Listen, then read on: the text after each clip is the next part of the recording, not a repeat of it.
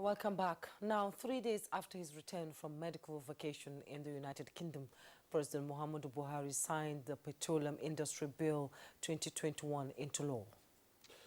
And the Petroleum Industry Act now 2021 provides legal governance, regulatory and fiscal framework for the Nigerian petroleum industry, the development of host communities and related matters. And joining us in the studio to discuss the act is Honorable Charles Ogun, member ad hoc committee on PIB in the House of Representatives and a key player in the oil and gas sector for decades. You're welcome to Good Morning. Thank you for having me. Honorable Sarges, congratulations. Thank you. We've come a long way. It has been signed into law after being there for decades. What do you make out of it? Well, it's a good bill, and we believe strongly that it should move the industry forward. I know most people in the Niger Delta might not be happy about the percentage going to the host community, but from what the Minister for Niger Delta Affairs, Senator Akpabio, and even another son of the Niger Delta, the Minister of State for Petroleum, said, they have said, look, let's take this for a start. And I kind of agree with them for one reason. You would have heard this said so many times. In the last 4 years, if we deduct 2020, because not much happened in 2020, over 78 billion US dollars came to Africa that was invested in oil and gas. And Nigeria is supposed to be the hub of oil and gas in Africa. Yet, only $3 billion came to Nigeria. That speaks for something. Quite sad. So the investors are not coming here. They will go where the money is. Nobody will invest money in an industry or in a sector or in a country when you don't know the returns. So that has been the challenge with the Petroleum Industry Bill. So by the grace of God, we have put that behind us now. So how it will work is another issue entirely. Let's hang on to that. Let's see the prospect for investment in this bill. Talk to us about that. The bill has opened up the industry to a large extent. Let us admit, the biggest problem in this industry has been NNPC. And the part of NNPC is not the human being working there. It's largely Nigerians, but they are excellent people. But it has been government. Whether government of the day, whether previous government, it's been government. And what this act will do now is to take government away to a large extent and allow the company to be run like it's going to be a CAMA registered company. Because the bill now act says within the 6 months of assenting to the bill, the Minister of Petroleum will cause to be registered NNPC Limited. It's going to be a CAMA registered company. Okay. So it's not a corporation under government anymore. So it will be run properly. And what we're also pushing for, which I think will be done within a short while also, is to have private sectors invest in it. So that maybe in the long run, government will be a minority shareholder in the company. And that will give a lot of confidence, not just to Nigerians, but to investors also. But even as we are right now, that will happen. So if you give attention to proper management of the company, efficient management of the company, that will be making profit. Investors will see this and bring in the money. It's the money really that matters, how much money you put in this sector. But the confidence is not there right now. So that's why passing of the bill will help to a great extent. Because it's the money from investors that will make the industry grow. If they are going elsewhere, because if you offer me something good, our neighbors here, Ghana, Cote d'Ivoire, there's oil basically everywhere. Even Mozambique. We're not talking about 40-something billion being invested by Mobil and all in Mozambique. Some few years ago, who knew about them? So if we bring that money into the country, it will open up a whole lot. We'll have enough dollars in here. We'll have enough contractors working. Even the host communities where we are doing oil exploration, we have most of the people working. So that's what excites me about the bill. But like I said, whatever issues people have, that can be dealt with later. A bill can always be amended. But people lose sight of that. From when the president assented to it, when we resume in September, we can start bringing amendments to the bill. There was, a lot of negotiation took place within the host communities, the federal government, into signing the PIB into Act. Let's talk, you talked about the investment that will come to them and jobs coming to the, host communities. A lot of degradation happened in these communities due to activities of oil companies. How will this impact immediately the host communities? Where are we on the pedal? Are we pedaling fast or going slowly on that? Well, the government has talked about stopping gas flare. There is a program outlined by United Nations Framework Convention on Climate Change. That does not have any binding effect as such, but the Nigerian government has worked along that line. And this act has also spelled out clearly how the operators, the oil companies, should give data on their reserve, on gas flared, and the gas utilization. That's within 6 months of coming to act. Most of these reports will be submitted to an NPC. So working hand in hand with them, I'm sure over time we'll put out flare, which is one of the major pollutants in the region. Some few months ago, I was in Port Harcourt, and I got into my house. There is a guest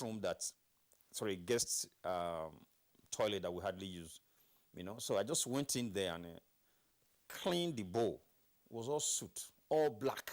That's a place you hardly enter. The windows hardly opened, but there is an expeller there. So I think all that fume was coming in. I'm talking about a place where there is heavily wooded, there is green everywhere. So the people are facing a lot of pollution. And I think this bill will not solve all the problem because we have to change habits. But I think it's a good place to start. It's a good place to start. Because one thing about the host community that we've talked about now, whatever comes to them from exploration, the government has also said, yes, we are facing out gas flare, but a percentage of that, the money from gas flare will no longer come to government, will be added to the host community fund. And so that increases it. Now we are playing with figures about 800 and something million to about 1 million USD. So that's why I say, okay, you hold this one first. Let's see how it works. By the time the investors come with their money, we have more money in the sector, their activities and all. If we don't see the benefit, maybe we need to review it. Now, where is the bone of contention here? Well, we're all human beings, and we are all essentially, we are careful, because now, things were sold to them. We're going to have host communities. We are going to have a lot of money and all that. Now, then they have talked about previous bills came with 10% going to the host community. That even the president had said 5% and all. People are aggregating all this and saying, look, why are you not giving us 3%? And in fairness to the host communities, when we debated this, initially when we went around before the public hearing, we met communities. The chairman in the Senate, Senator Nakudu, and the chairman in the House, Honorable my leader Meguno, so said in the House, we went to Baramantu, we saw oil spill, we saw tankers lifting crude oil in flow stations. That should not have been the case. They should be going to the terminal. So when we had engagement with the host communities in Delta State, he even spoke and said, look, I will work for the 10%. With what I have seen in this region, I will work for the 10%. But when we came back, the Niger Delta people, the oil producing people, came together and said, okay, let's even do 5%. Maybe 10% would be, because they had told us, NNPC and the industry told us that, look, 5% might be too high, considering the figures we are working with. So to allow the investors, to encourage them, let's do 5. We agreed on 5, and then we mentioned it, in the committee retreat twice in Lagos. So it was agreed upon. Then we came to the House, there were agitations. The Speaker took a vote from the committee on that 5%. So that's why we were surprised that the way it was introduced to the Senate. Why was it not discussed in the House? The House took a position. So how did the Senate bring that in? It was never discussed in the committee, because we had joint committee meetings. So those are the issues that people felt they were not properly carried along. But my take, as somebody that is a practitioner in the industry and that's from the region, is let's see how this will work first. The people don't have faith in government. You say, okay, let's see how it's going to work. It becomes the law, and then nobody's looking at it. That's why we say we are raising children. Say, don't lie to them. Yes. Because some of the things you tell them now, you think, it's not even sinking. You are deceiving them. But they will remember. You know? So if government will learn to be honest with, I was going to say government, all of us. You know? If we learn to be honest to people, that if we say this, and we say we are coming back to revisit it, we will revisit it, some of these issues will not even come up. Okay, at the moment, the legal framework and, of course, the fiscal framework is on the ground for petroleum and gas in this country. The industry is now going to be, guided by this. The act has come to stay, I believe. And as you said, it's positive to think that it's a work in progress. Sure. It's not really the end of the road. True. So whatever agitations people have, there are avenues still for making amends and the rest of them. True. I would want to ask this. Why lie the position of subsidy in this very, situation? Subsidy is gone.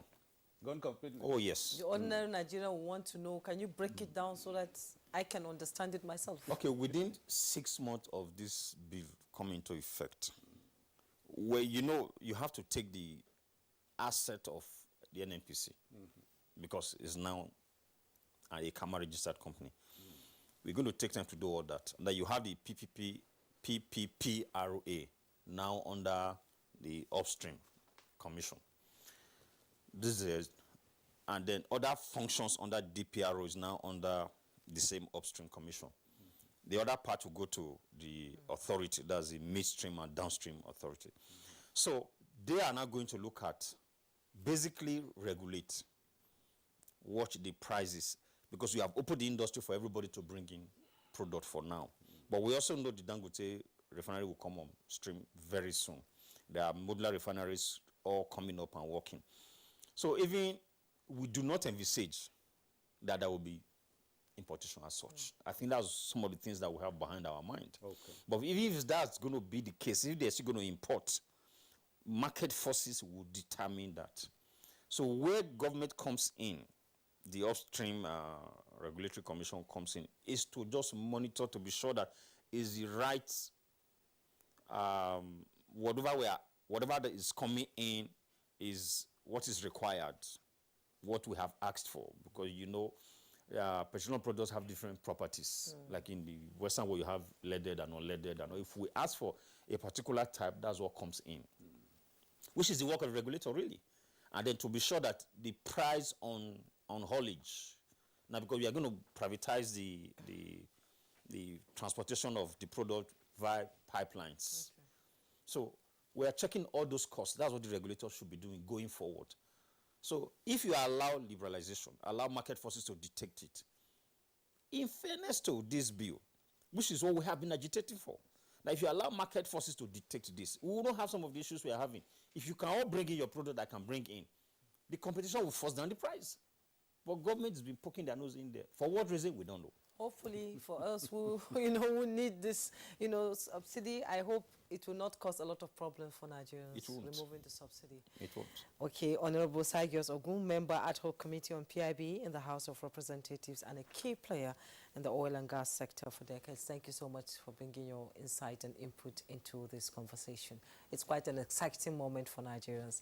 Thank you so much. Thank you. Sports update. Tokyo 2020 Paralympic organizers bar spectators from stadium ahead of the games and growing COVID-19 cases in Japan, and English Premier League's Big Six clubs officially rejoin the European Club Association after